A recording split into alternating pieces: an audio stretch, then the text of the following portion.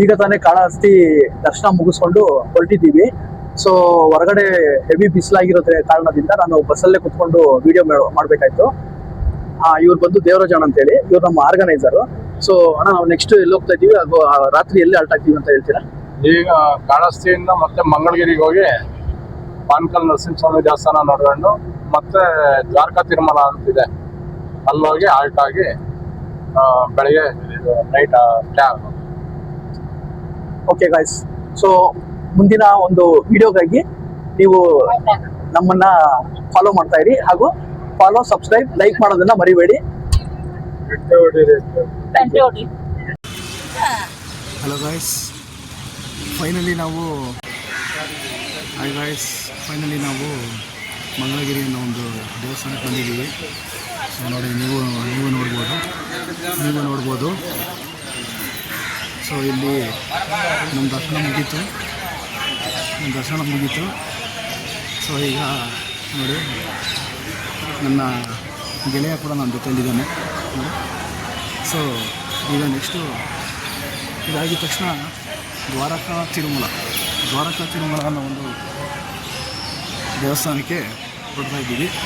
So ದಯವಿಟ್ಟು ನೀವು ನನ್ನ ಈ ವಿಡಿಯೋನ ಲೈಕ್, ಶೇರ್, ಸಬ್ಸ್ಕ್ರೈಬ್ ಮಾಡೋದನ್ನು ಮರಿಬೇಡಿ. ಮುಂದಿನ ಅಪ್ಡೇಟ್ಸ್ಗೆ ಆಯ್ತಾ ಇದೆ. Thank you guys. ಈಗ ನಾವು ಮಂಗಳಗಿರಿ ಶಿವನ ದೇವಸ್ಥಾನದ ಮುಂಭಾಗದಲ್ಲಿ ನಿಂತಿದ್ದೀನಿ ನೋಡಿ, ನೀವು ನೋಡ್ಬೋದು. ಹಾಗೂ ಅಲ್ಲಿ ಬೆಟ್ಟದ ಮೇಲೆ ಲಕ್ಷ್ಮೀ ನರಸಿಂಹಸ್ವಾಮಿ ದೇವಸ್ಥಾನ ಇದೆ. ಸೊ ಅದು ಬಂದು ಈಗ ಸಮಯದ ಅಭಾವದಿಂದ ಅಲ್ಲಿ ಕ್ಲೋಸ್ ಆಗಿದೆ.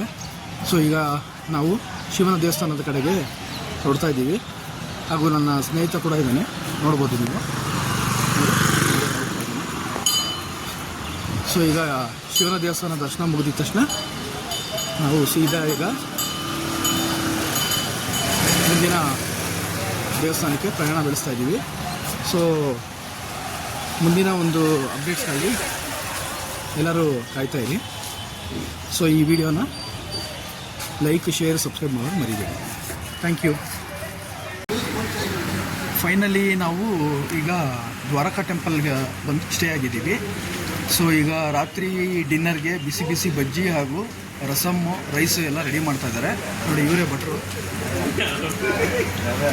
ಬಿಸಿ ಬಜ್ಜಿ, ಎಣ್ಣೆ ರೆಡಿ ಆಗ್ತಾ ಇದೆ.